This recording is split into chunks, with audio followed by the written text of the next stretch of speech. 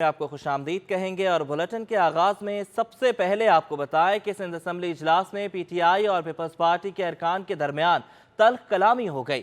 मुकेश कुमार चावला और खुर्रमशेर जमान में गर्मा गर्मी हो गई। तुम चुप करो, तुम चुप हो जाओ की आवाजें ऐवान में गूंजती रहीं। नुसरत सहर अब्बासी की अदम मौजूदगी पर स्पीकर और GDA रुकन के दरमियान दिलचस्प मुकाबले। स्पीकर ने इजलास 27 फरवरी तक मुलतवी कर दिया। सिंध असेंबली इजलास में तहरीक इंसाफ और पीपल्स पार्टी अरकान उलझ पड़े। महकमा सकाफत और सयाहत के सवालात तो जवाबात के दौरान PTI के पार्लिमानी लीडर और सूबाई वजीर के दरमियान तलखी गई। मुकेश कुमार चावला बोले, झूठे लीडर के झूठे कारकुन हो आप। खुर्रमशेर जमान भी तैश में आ गए और कहा कि लीडरशिप की बात ना करो, तुम कौन होते हो हमें सिखाने वाले, तुम चुप करो। एक तो झूठ की परंपरा बरकरार रख रहे हैं अपनी लीडरशिप जैसी, और ऊपर से हाउस में खड़े हो एजुकेशन के भी। आप कौन होते हो मुझे बोलने वाले? बैठो नहीं, डायरेक्ट बात नहीं करें। चुप आगे देखो।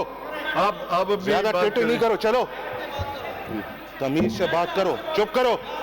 क्या है तुम लोग? क्या है तुम्हें? अरे चल झूठे लीडर के झूठे शागिर्द। GDA की खातून रुकन नुसरत सहर अब्बासी के कई अरसे से ऐवान में अदम मौजूदगी पर स्पीकर बोले कि छुट्टी की दरख्वास्त भी मौसूल नहीं हुई। क्या नुसरत सहर अब्बासी इस्तीफा देकर गई हैं क्या? शहरियार महर बोले कि कनाडा गई हैं। आगा सिराज का लुकमा, शायद कनाडा उसको पसंद आ गया है। नुसरत अब्बासी साहिबा, शी इज नॉट हियर। वो क्या रिजाइन करके गई है क्या? काफी टाइम से नजर नहीं आ रही, तो आपको कुछ पता है उनके बारे में?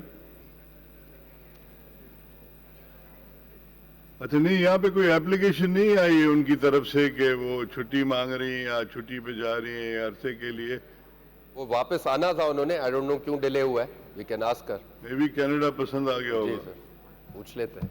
ऐवान में वज़ीर बल्दियात सिंध सैयद नासिर हुसैन शाह ने GDA रुकन नंद कुमार गोकलानी के तवज्जो दिलाओ नोटिस का जवाब देते हुए कहा कि अरकान सिंध असेंबली को मरदमशुमारी पर ब्रीफिंग देने के लिए हुकूमत सिंध तैयार है। स्पीकर ने इजलास पीर के रोज तक मुलतवी कर दिया। कैमरा टीम के साथ इक़्तिदार अनवर, कराची।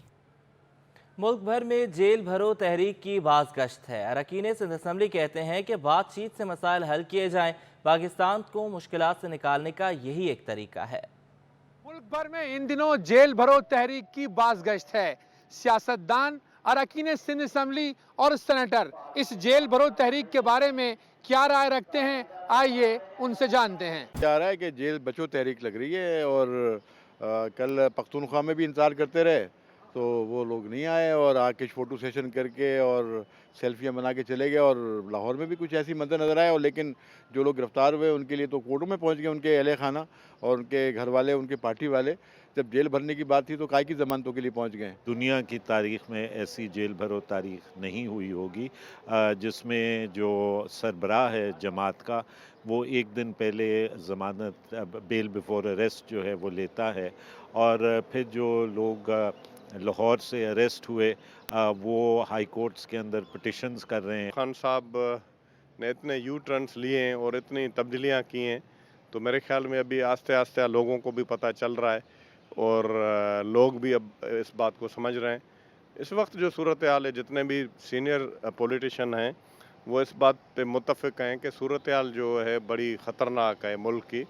तो ऐसी सूरत हाल में सबको मिल के किसी न किसी तरीके से इस मुल्क को बुहरान से निकालना होगा। जेल कोई आना चाहता है तो आए, लेकिन हम पब्लिक को यही अपील करते हैं कि इसकी बातों में, इसके ड्रामे में ना आए। बहुत ड्रामे हो गए मुल्क में, और नुकसान जितना मतलब हुआ नाकाबिले तलाफ़ी नुकसान इमरान खान की वजह से मईशत को, मुल्क के हालात को पड़ा। तो ये ऐसी पार्टी है जो न किसी से बात करने को तैयार है, सिर्फ इंतशार फैलाना चाहती है। तो उसको उसी तरह के, उसी कानूनी तरीके से उसको डील किया जाए कि मतलब इंतशार फैलाने वालों के साथ जो किया जाए। अरकान सिंध असम्बली और सेनेटर्स का कहना था कि मौजूदा हालात में जेल भरो तहरीक से बेहतर है कि मुल्की मसाइल के हल के लिए बैठ कर बातचीत की जाए। कैमरामैन सज्जाद रईस के साथ इक़्तिदार अनवर, सिंध असम्बली, कराची। मरदमशुमारी से मुतालिक शहरियों में आगाही पैदा करने के लिए MQM की जानिब से कराची के मुख्तलिफ इलाकों में रहनुमाई कैंप लगाए गए हैं। गुलशन इकबाल में लगने वाले कैंप में मौजूद MQM के मर्द ख़वातीन कारकुनान डिजिटल मरदमशुमारी से मुतालिक आगाही फराहम कर रहे हैं। बात करेंगे इस हवाले से शोएब मुख्तार से, बताइएगा। शहर कायद में डिजिटल मरदमशुमारी का आगाज़ हो गया है। इस सिलसिले में एमकेएम पाकिस्तान की जानिब से शहर के मुख्तलिफ इलाकों में कैंप्स लगा दिए गए हैं। इन कैंपों में जो है शहरियों में मरदमशुमारी से मुतालिक जो है आगाही पैदा की जा रही है। मैं इस वक्त मौजूद हूँ गुलशन इकबाल के एक कैंप पे।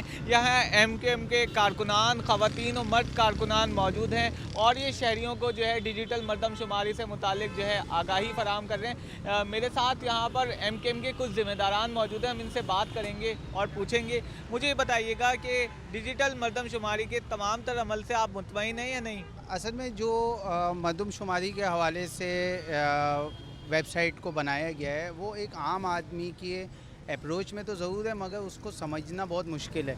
उस हवाले से मरदमशुमारी की आगाही के हवाले से एमकेएम ने यहाँ पे कैंप लगाया और सिर्फ एमकेएम ने ही कैंप लगाया, बाकी किसी भी जमात ने ना कैंप लगाया है ना आगाही मुहिम चला रही है।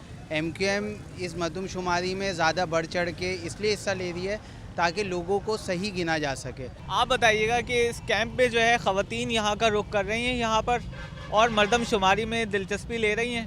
बहुत सारी ख़वातीन आई हैं और उनको नहीं समझ में आ रहा, उनको हम समझा रहे हैं। बेसिकली ख़वातीन हैं, अपने बच्चों को, अपने घर वालों को, सबको काउंट करवाएं। जितनी ज़्यादा हमारे पास काउंटिंग होगी तो हम उसके हिसाब से हमें हुकूक मिल सकते हैं। जी बिल्कुल, इनका यही कहना था। कराची में अब तक सिर्फ़ और सिर्फ एमकेएम पाकिस्तान की जानिब से ये मरदमशुमारी से मुतालिक शहरियों में आगाही पैदा करने के लिए कैंप लगाए गए हैं। यहाँ पर लोगों ने हमें यही कहा है इस मरतबा इन्हें मरदमशुमारी में सही गिना जाएगा तो कराची के वसाइल में जो है इजाफा होगा। जी।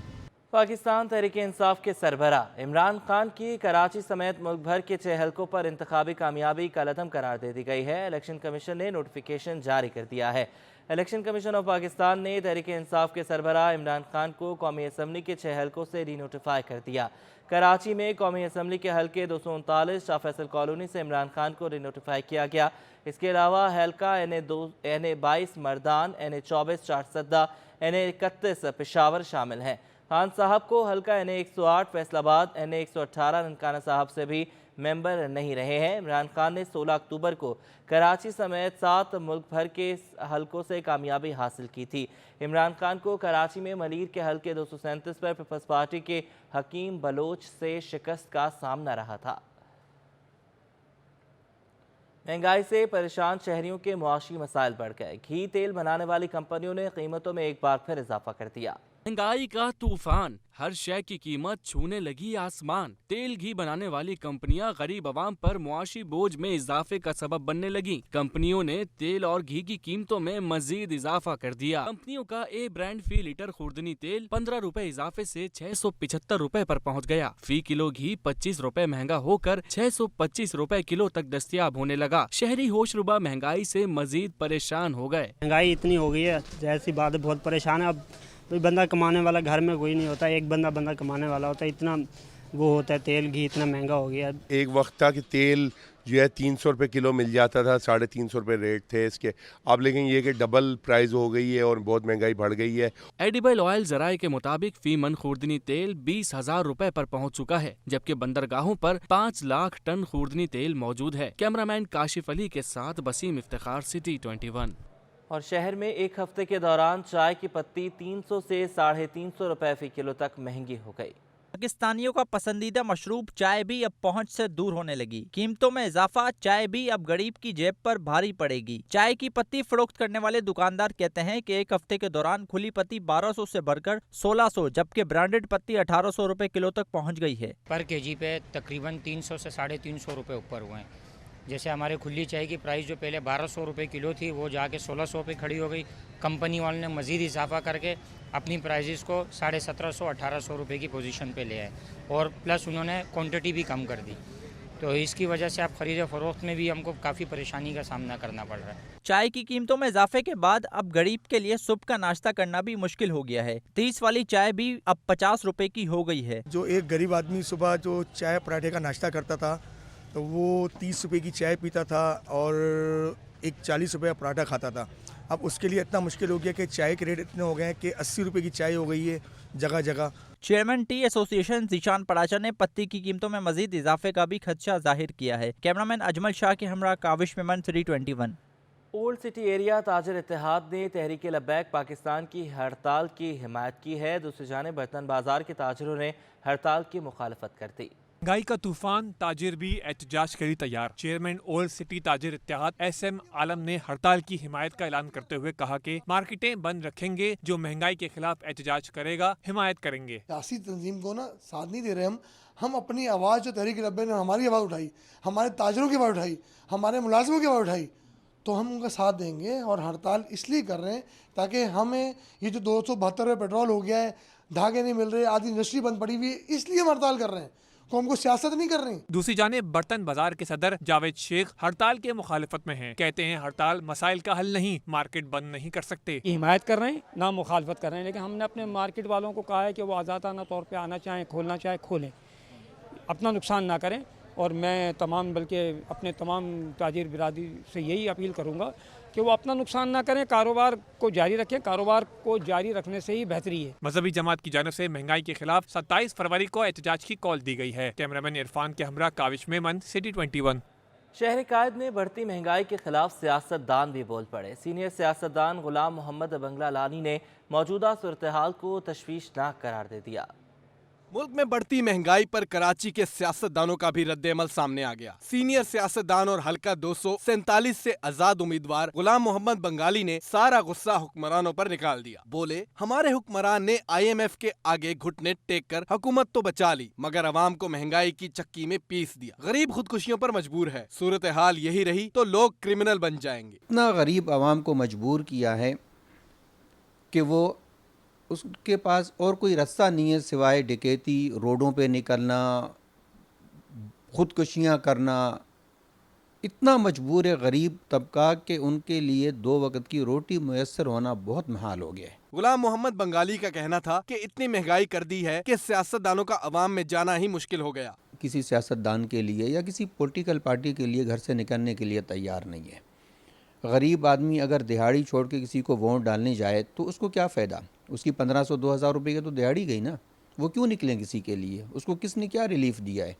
चाहे कोई पार्टी भी क्यों ना हो, साबका हुकूमत या मौजूदा हुकूमत। सीनियर सियासतदान ने हुकूमत पर तनकीद करते हुए कहा कि ऐलानात से कुछ नहीं होता, हुक्मरानों को अपनी शाह खर्चियाँ खत्म करनी पड़ेंगी। कैमरामैन कयूम शेख के साथ इक़्तिदार अनवर, कराची।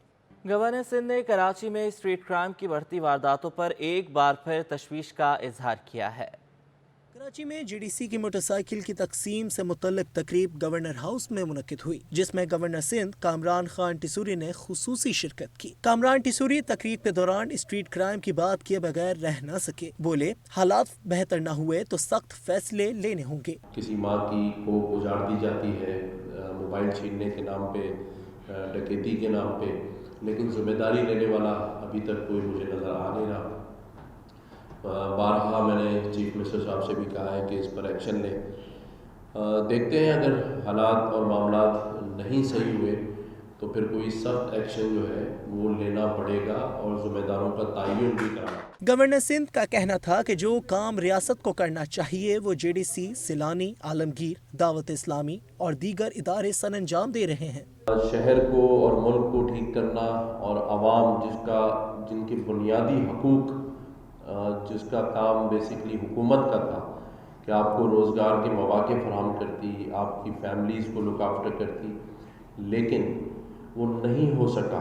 तकरीब में JDC के जानिब से मुस्तहिक अफराद को 100 मोटरसाइकिलें दी गई हैं, जिस पर शिरका ने खुशी का इजहार किया। ताहम तकरीब में JDC के सरबराह जफर अब्बास और क्राउन ग्रुप के सरबराह फरहान हनीफ भी मौजूद थे। कैमरा टीम के हमरा सैयद जुबैर राशिद, सिटी 21। मोहम्मद हम्माद भी शायकीन के साथ मौजूद हैं, वो क्या कहते हैं उनसे जान लेंगे, बताइएगा। PSL के 8वें एडिशन में आज जो है 13वां मैच कोयटा ग्लैडिएटर्स और इस्लामाबाद यूनाइटेड के दरमियान खेला गया। इस्लामाबाद यूनाइटेड ने पहले बैटिंग करते हुए जो है 221 रन का जो है टारगेट दिया। एक बड़ा हदफ था इस PSL में एक बड़ा हदफ जो है इस्लामाबाद की जानिब से दिया गया है, जिसको कोयटा ग्लैडिएटर्स के बैट्समैन अबूर ना कर सके। कोयटा ग्लैडिएटर्स ने आज बॉलिंग भी बहुत बुरी की, लेकिन इस्लामाबाद के जो बल्लेबाजों ने बड़ी ज़बरदस्त बैटिंग की है। हमारे साथ कुछ फैंस मौजूद हैं, हम उनसे बात करते हैं कि वो कोयटा को यहाँ सपोर्ट करने आए थे, लेकिन कोयटा जो है वो आज हार गई है। इस्लामाबाद की भी फैंस हैं, उनसे भी बात करते हैं। आप मुझे बताइएगा सबसे पहले अंकल, कोयटा को सपोर्ट करने आए थे इस्लामाबाद को? जी, हम कोयटा को सपोर्ट करने आए थे। कोयटा तो मैच आज का हार गई, बॉलिंग बहुत बुरी की, तो क्या कहेंगे, कुछ अपने कुछ आइडिया देना चाहेंगे कि वो किस तरह करें कि आगे के मजीद मैचेस जीतें? हमारे पास दोनों पेस अटैक थे, नसीम शाह और हसनैन का। इसके बावजूद आज आजम खान ने बहुत अच्छी बैटिंग की। खैर ये तो क्रिकेट है, अब अच्छी क्रिकेट देखने के लिए आए थे। Bad luck Quetta, good luck Islamabad. हम ये कोशिश है कि कोयटा आगे मैच खेले और आगे भी जीते, हमारी ये ख्वाहिश है। हमारे साथ जो है एक और नन्हे फैन मौजूद है, उनसे भी बात कर लेते हैं। आप किसको सपोर्ट करने आए थे? इस्लामाबाद। इस्लामाबाद ने तो भाई बड़ा अच्छा खेला आपकी टीम ने आज। आजम खान जो है बिल्कुल लगते भी आपकी तरह ही है और माशाल्लाह बड़ी ज़बरदस्त बैटिंग की आजम खान ने। तो कौन फेवरेट है कोई इस्लामाबाद का? इस्लामाबाद में मैं आया था शादाब खान। शादाब खान फेवरेट है तो आज, लेकिन आजम खान ने बहुत अच्छी बैटिंग की, क्या कहूँ? मैं बोलूँगा आगे भी वो ऐसे ही अच्छा खेलते जाए और इस बार PSL इस्लामाबाद जीते। देखिए बिल्कुल ये हमारे साथ जो है नन्हे फ़ैन जो है यहाँ पर मौजूद है, जो अपने भाइयों के साथ आए हुए हैं। उनका ये कहना है कि आजम खान ने आज बड़ी ज़बरदस्त बैटिंग की है, तो आगे भी जो है इस्लामाबाद इसी तरीके से बैटिंग करे और जो है फाइनल तक जाए। जबकि कोयटा के फ़ैन ये कहते हैं कि आज का मैच ये लोग बहुत बुरे तरीके से बॉलिंग की वजह से हारे, लेकिन आगे मेहनत इनको करनी पड़ेगी फाइनल में जाने के लिए। जी।